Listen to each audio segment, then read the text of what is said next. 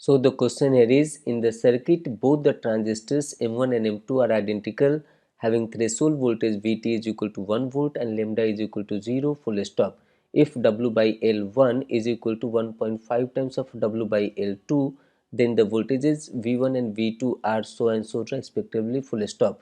Option A, V1 is equal to 1 volt and V2 is equal to 1 volt.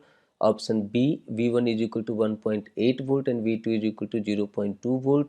Option C, V1 is equal to 0.2 volt and V2 is equal to 1 volt. Option D, V1 is equal to 0.2 volt and V2 is equal to 1.8 volt. So this is the circuit given here. Now we'll see their detailed solution. So जैसे कि हम लोग जानते हैं कि MOSFET का जो current होता है, so that current I is directly proportional to W by L, और यहाँ पर इस क्वेश्चन में हमारा दिया हुआ है W by L for the first transistor M1 transistor is equal to 1.5 times of W by L of this M2 transistor. इसका मतलब है कि ये जो IQ का जो करंट है 200 micro ampere, so this is not dividing equally in these two part. In this part it is not dividing equally because their W by L ratio for M1 transistor M2 transistor is not same. So we need to find out here. I can say that through this one it is passing the current as IQ1, and through this one I am saying that the current passing is IQ2. So यहाँ पर हम लोग लिख सकते हैं this IQ1 divide by IQ2 is equal to W by L1 divide by W by L of M2 transistor. So जैसे कि यहाँ पर दिया हुआ है कि W by L1 is equal to 1.5 times of W by L2, so we can write it here 1.5 into W by L2 divide by W by L suffix 2. So this and this gets cancelled. So we can say that IQ1 is equal to 1.5 times of IQ2.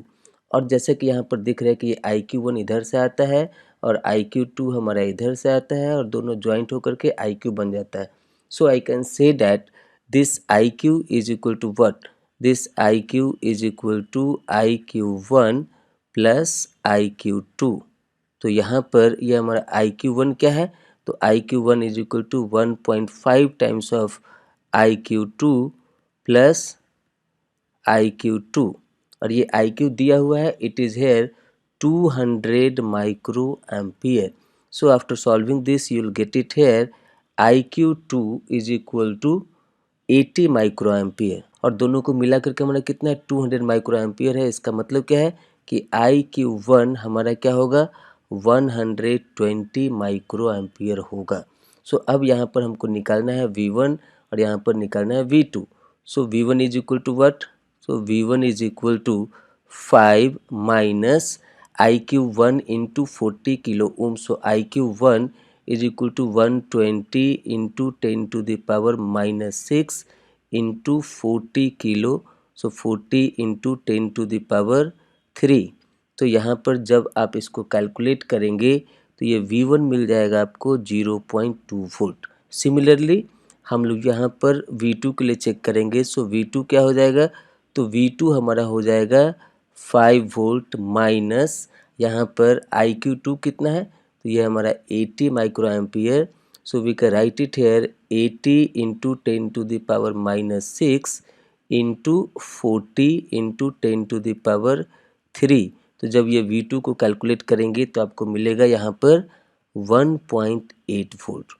So we got it here this V1 is equal to 0.2 volt and V2 is equal to 1.8 volt. यहाँ पर सिर्फ आपको एक ही चीज़ ध्यान देना है कि ये अगर इसका W by L रेशियो बराबर होता तब यहाँ से IQ जो है वो 100 माइक्रो एम्पियर यहाँ से M1 ट्रांजिस्टर से पास होता और 100 माइक्रो एम्पियर यहाँ से M2 ट्रांजिस्टर से पास होता, तब आपको V1 मिलता 1 वोल्ट, V2 मिलता 1 वोल्ट.